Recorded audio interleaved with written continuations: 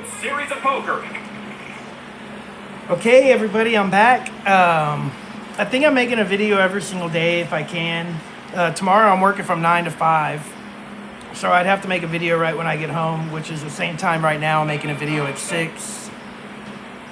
Because I can't make one at night because the reflection looks really bad and you can't really tell the hands that I got. So I'm making this video. I'm doing the same thing. It's going to take an hour if I end up winning. I'm playing a 54 tournament. I'm practicing for the 4th of July. I have a tournament coming up. And I was going to play a Saturday night at a place called in Driftwood. But Driftwood, Texas, at a bar. But I guess I'm going to have to go the next weekend because I'm playing that Saturday night at a tournament at somebody's house. So I'm practicing. And yesterday I got first place. Today, let's see which place I'll end up getting. It's a 54-person tournament. I'm going to call that $40 only because I'm big blind and it's very early. And it's not a bad hand, not a good hand, but it's just something you could do. So you see now all I need is I need an 8 and a 9.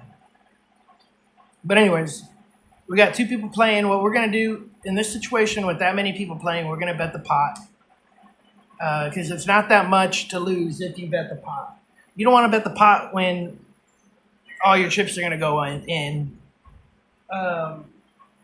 So there's certain times where you can bet the pot, certain times where it's good to just bet half the pot. This was early in the tournament. It was like the second hand or third hand. That hand I don't like. I'm a small blind. I'm not into doing that.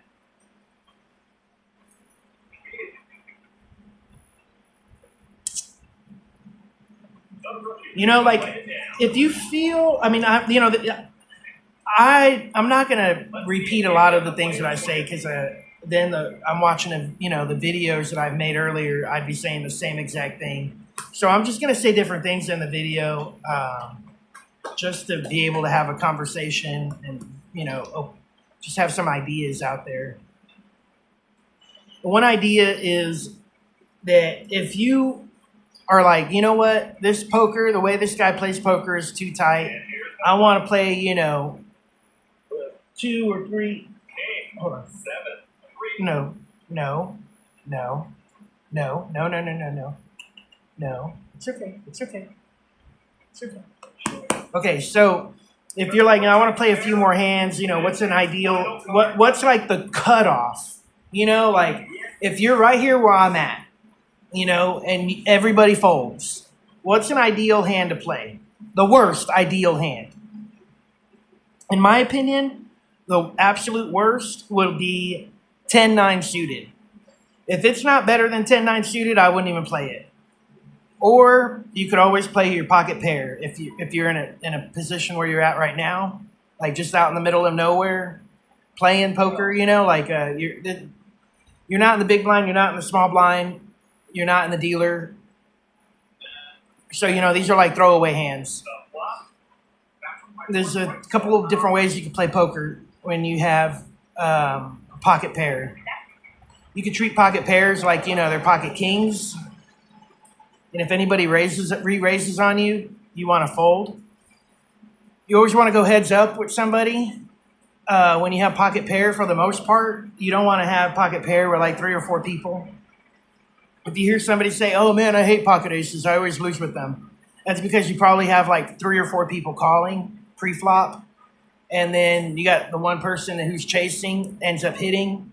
That's why you lose. So you always want one person heads up. That's how you want to win in a tournament and in a cash game. But cash game and a tournament, you play certain hands at different times. I'll explain it every time. Like this is the hand you'd want to play in a cash game, this is the hand that you want to play in a tournament, and so forth and so on. I personally don't like playing tournaments anymore because they have bomb pots in them and then they have double the big blinds. There's one time I was playing in a tournament with a big blind. We were down to 5 people. The big blind was $80,000. Everybody had like 100,000 or 200,000. One guy had like 1,000,000 chips. I mean, at that point, that's all luck. You know, like it's stupid. Get rid of that shit. Get rid of the big blind when you're at the final table. You know, like make this skillful. I mean, you know, with the big blind like that, double the big blind at $80,000 and another $80,000, double the big blind. That's bullshit. Then pay $300 to play in a tournament like that. That's how I feel about playing poker right now.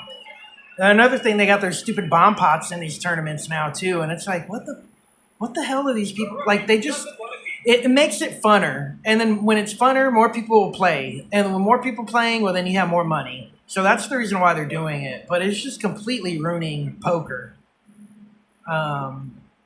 So that's how come I really don't spend my money playing poker anymore. I used to play at the cash games at these poker places. They're $15 an hour to play. But, you know, I literally have been there last 2 or 3 times. One time I played and I won $400. I sat down with 200. I walked away with 600. But like the last 2 or 3 times, I mean, I've just like I came up winning like $40, but then I had to pay 8 hours of playing poker for $15, so I didn't win shit. Or, you know, I lost, you know, like $30 or $40, but then I had to pay 5 hours of playing poker. So then, you know, I lost closer to like 100. So, you know, I don't get hands that are worth a shit. And I'm not into it. I mean, I know how often I should get a decent hand. And I mean, if I'm going all this time not hitting nothing, then I'm like, I'm not.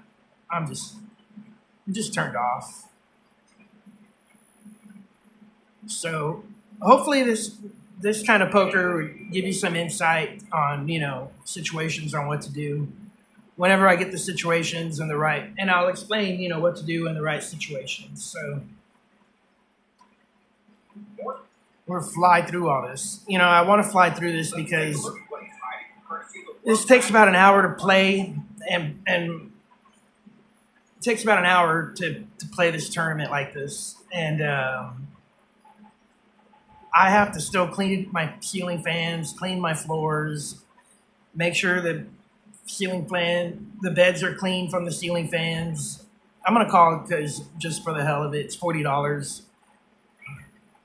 I'm one of the first people to play. I mean, a bunch of people could call. If somebody raises, I'm going to fold. Nobody raised. So, you know, that was a good call. 7. You know, you always want to be afraid we're like, somebody could easily have ace-7 suited. So, you know, you don't know. And the way you find that out is you bet. I mean, this is early in the tournament. So, you know, you could bet a good amount. And you see, like, even if somebody still had ace-7, that's still, I'm just digging myself into a bigger hole. But, you know, everybody folded except for one guy. If he re-raises me, then, you know, I mean, if he re-raises me, I think he could have king-10. So I don't think this guy's going to be all ballsy like that. And I might be cutting this video off early. Oh, good, he folded. Whew. All right. So I had 3 pair. All right. So you see, I played I mean, I call that a junk hand. That's not that good of a hand, especially if a lot of people are playing. All right, so I'm big blind. You know what? I'm just going to do this situational because I'm big blind. I got pocket 3s. What I want to do is I want to find out who's got a pocket pair, who's got ace king, ace jack, king queen suited, junk like that. I want to be heads up with somebody. So I raised that amount of money. So I got one guy that called. So that flop comes out. And you see, this guy could easily snake bite me. Because what's going to happen, I bet half the pot, I'm going to go all in next hand. And this is how I won the tournament last time I played, yesterday. So you see, I got real ballsy with those pocket 3s, but I did that because I was in the big blind. and those 4 other people called, or whatever the case was, they called the raise. So I said, I want to find out. Hey, behave! I said, I want to find out who's got a pocket pair. And I don't even know if that guy had a pocket pair. But, you know, those 2 over, that one over scared me because somebody could have his jack. But, you know, hey, you got to bet that nobody hits when your head's up. That's how you have to think that way. You have to have that mentality because the statistics are there. If you go heads up with somebody and you got a pair, more than likely they don't have a pair. And then once the flop comes out, more than likely they didn't hit their pair. And the only way you find out that they hit their pair or they got a pair is if they re-raise you. That's my philosophy. And I feel like it's been a really good working philosophy for a long time. Another thing, too, is that you don't want to play with junk like this. You know, 7-4, and even, you know, like 9 queen. That's junk. Look, let's see. 80. You don't want to play with 80. You know somebody else that has a better hand than 80%? Or 80, than 80th? That's halfway through, I think. So look, yeah, somebody had 2 king, queen, aces, and I didn't even hit anything. So, you know, you don't want to play with junk. And that's junk. You know, what you want to see is you want to see the 15th best hand or better. Or you want to see the 15th best hand, whatever that is, ace 10 suited or whatever, ace queen, offsuit, I'm not sure. You want to see the 15th best hand or better, or you want to see pocket pair. Those are the only hands you should be playing with. Like this hand right here, whatever that is, 114th, no. That hand you only want to play with is if your head's up and, you know, you're like, man, you don't have no ace. I got a king. You don't have an ace. You know, this hand right here, you only want to play if you're in the blind. And nobody raises. This hand right here, pocket pair. I mean, that could be, that's like 20 something. Oh, 15th. Okay, there we go. That's the threshold right there. If you feel the need, if you're like, oh man, I'm jonesing to play, then you play with something like that because that's 15th best hand. Somebody's probably got a better hand than you. One person's probably got a better hand than you. And what you're doing is you're gambling. But you're gambling systematically. This is something I would never do.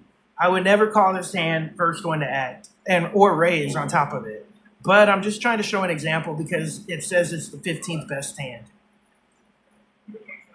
So we have so far one person that called. Now it's a whole lot better than that. It's a whole lot better than the 15th best hand. And I have an open-ended straight. So what I'm going to do is I'm going to bet into that. And that's, you know, it's not a bluff. You're betting that you're going to get an 8 or a king. And you see, Greg folded.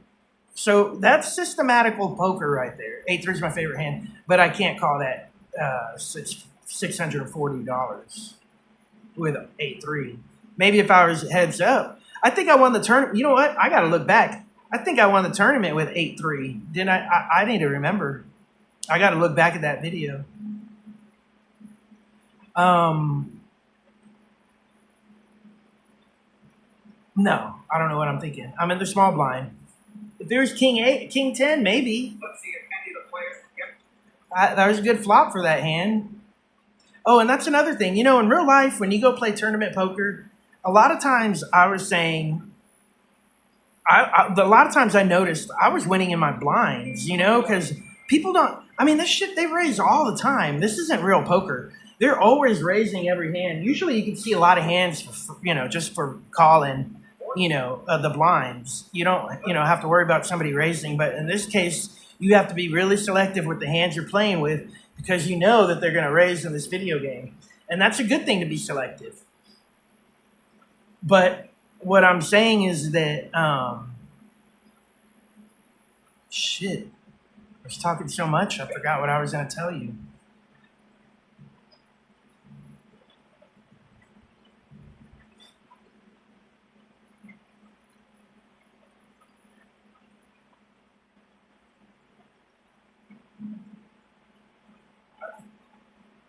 Oh yeah, you know, like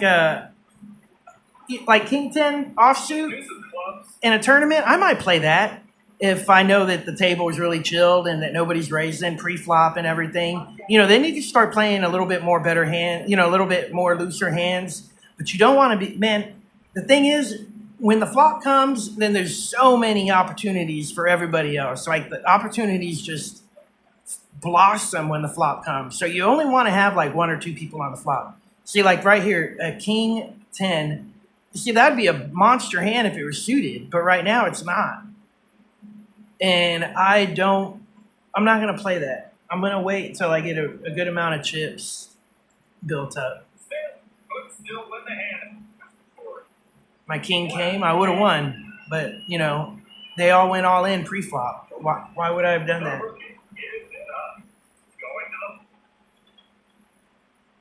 And the thing is, if you don't have a pair, you don't have shit.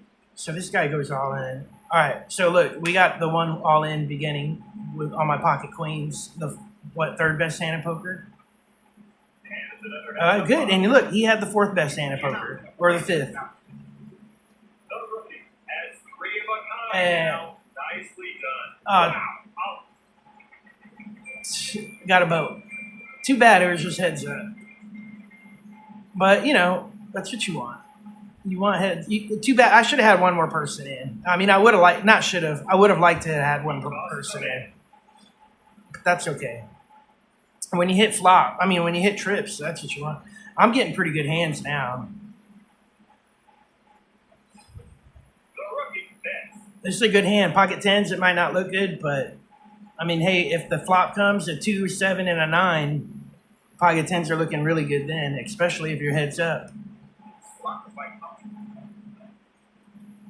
And you don't want to mess around. You end it. Just end it. He could be chasing a flush. Have an open-ended straight.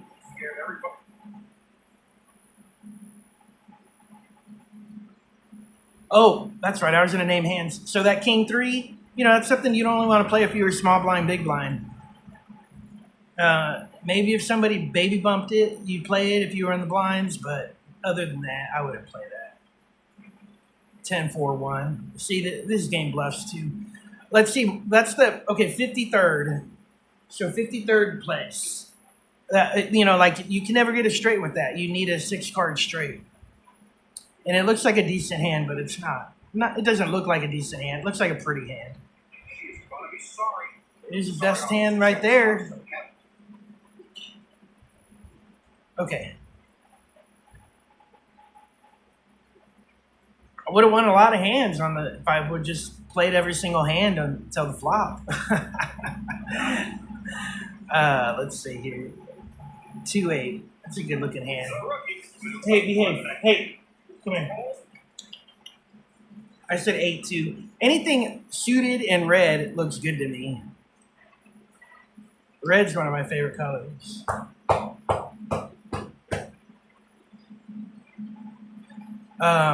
Everybody watching these videos and getting something from this, I appreciate everything. It's fun just talking, and just feel like I'm talking to nothing, and it's easy. It's really easy to talk when there's nothing else that talks back.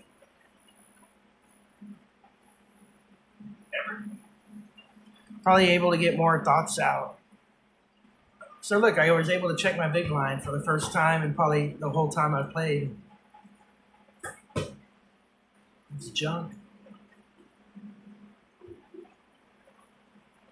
So yeah, I got to clean the floors, do all this stuff. I want to go to Mr. Gaddy's to go eat all I could eat pizza, and then I'm thinking about going to go play that Alien game with the big gun. So I have a PlayStation 3, and I have the gun for it, and I have Time Crisis, and bought digitally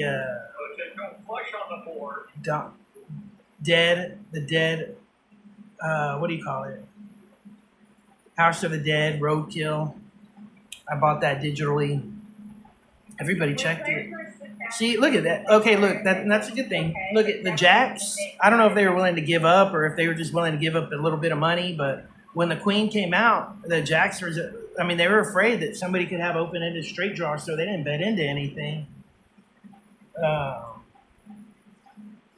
mean, the Jacks kind of played a little scared, but I mean, that's the way the AI plays. I mean, that's a way that you can learn. Like, all right, if you got pocket jacks and a flop comes out like that, I don't know why they wouldn't raise. Why would I? They wouldn't even raise. They didn't even raise. Maybe there wasn't enough people playing. I don't know. Oh man, that's too much for me to call, right? Ace nine. Ah, you know what? Let's do it.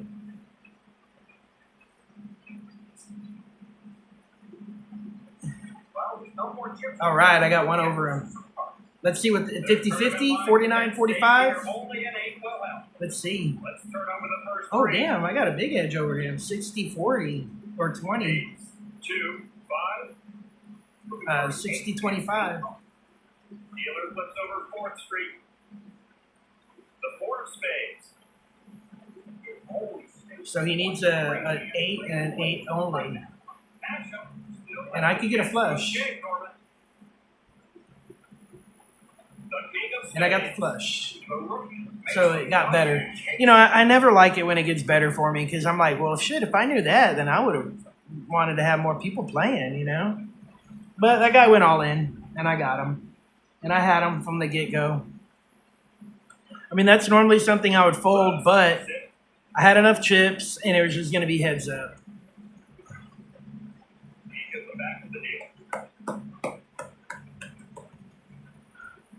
All right, so we got through one table, right? Let's see. Oh, yeah. Already halfway through. I'm going to have to move up to the other ones, the other tournaments, but, I mean, this video would probably be a 2-hour video, having to play a 108 tournament person.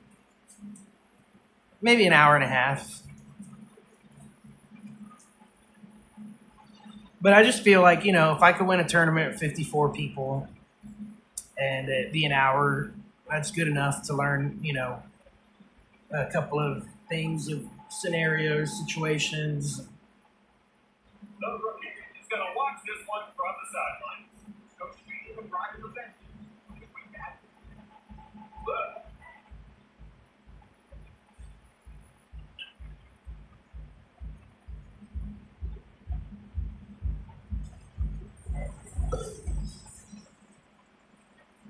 Why not be ballsy? That was completely stupid what I did. Bet $600 when the pot was 240, and that's what I always say. Like, hey, this is 200. This is worth $240 right here. You know, this whatever. You gonna buy it for 600? I'm like, no. Well, then why the hell would you put 200? Why would the hell would you put $600 in something that has $200 in it? Stupid. One person called, so good thing that somebody went with your stupidity. So now I have to worry about somebody having a pocket pair or having a jack. She checked it. So, I mean, I don't know if she's scared shitless or what, but I'm raising. She called. She checks her 4. All right. I don't think she got a jack. She would have re-raised him. All right, there she goes. Let's see what's up next. I folded. Courtesy of the Wrigley's Next Card She took a good amount from me. See, and that's another thing. That's why you don't really become aggressive with pocket 8s or below, because something like that could happen. But it's okay. I had enough chips. It's all right. Let's see it. I probably won't do it again. But, you know, if I don't do something like that again, then I might not win the tournament. So, you know.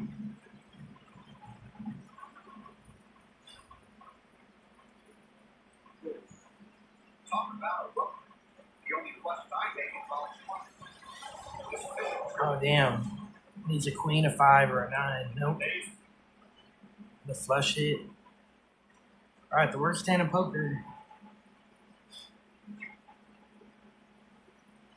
Queen 2.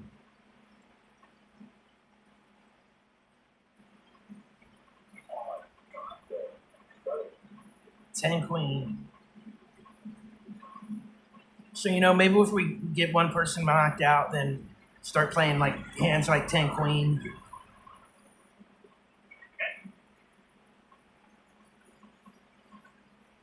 Man, that's too much money.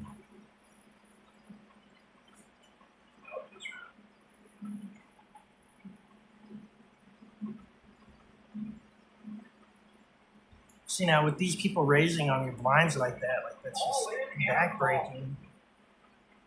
Damn, the trips hit.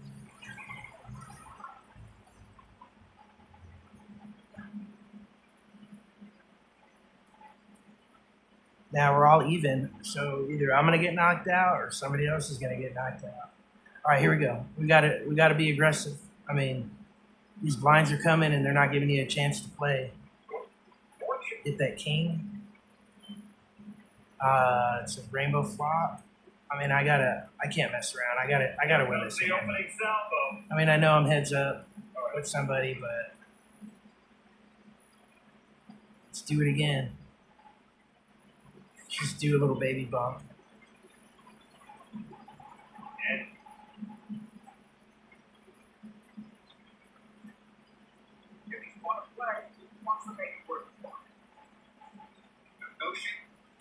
All right, yeah, see, we're doing it. We're doing it. So, I took that little beat down, but if we were at a full table and I had those hands, I mean, I would not have been that aggressive with it. I mean, I'm just this aggressive because, we're playing with 5 people at a table.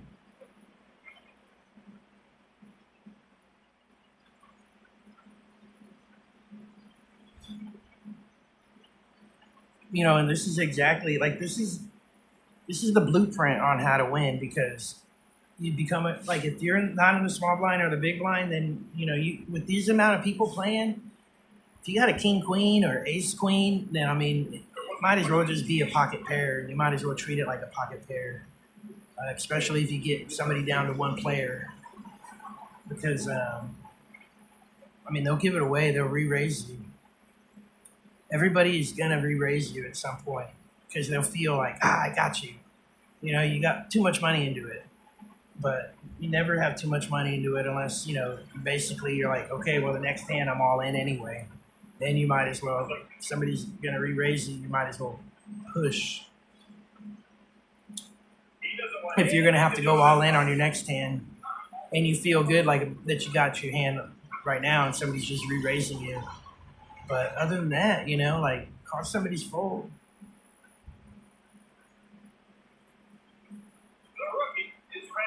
I mean, not call somebody's fold. Fold somebody's raise.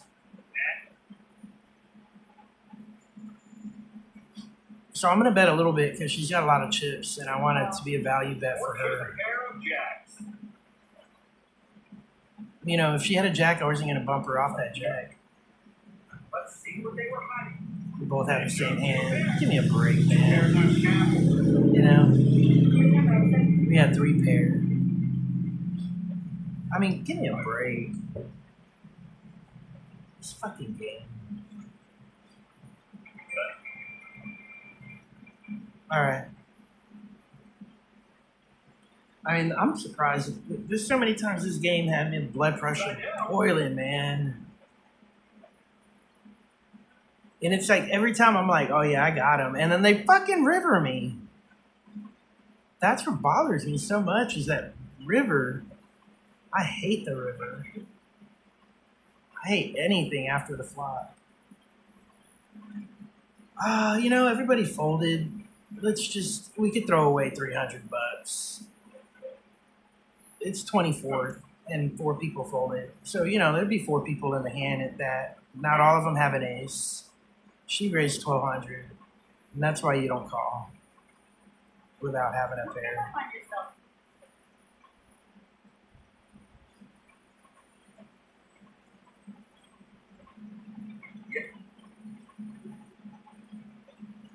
All right, so I left my dogs outside in the back. They have plenty of shade and so forth, but I'm gonna go grab them real quick.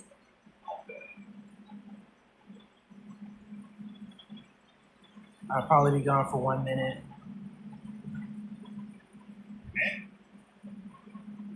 Oh, dude. Oh man. I mean, he raised so fast like that. He could have his flush draw. Nah. The rookie will wait for the next hand. Let's see if any of the players will get some relief. Here's the next card. I mean, he could have had Jack King. I mean, Jack Queens. I mean, Jack Ace suited. You know. Damn. I was hoping to win that hand. Yeah, not winning that. I mean, not winning that hand could have hurt me. It's gonna have to be all in next couple of hands, and I don't think it's gonna be as good as pocket tens. All in's gonna have to be 2 overs over pocket 10. Let's see here. It's coming up.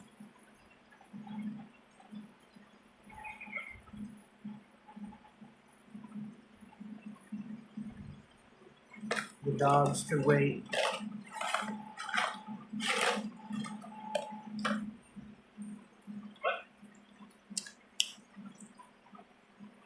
The rookie punches his cards.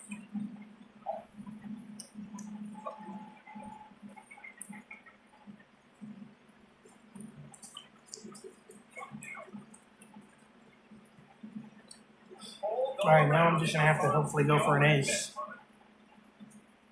Hopefully, big blind, small blind gives me something decent. I mean, I could wait another round, but I want to have a decent amount of chips. All right, we're gonna do it. We're gonna call, and then I'm gonna just raise no matter what on the flop.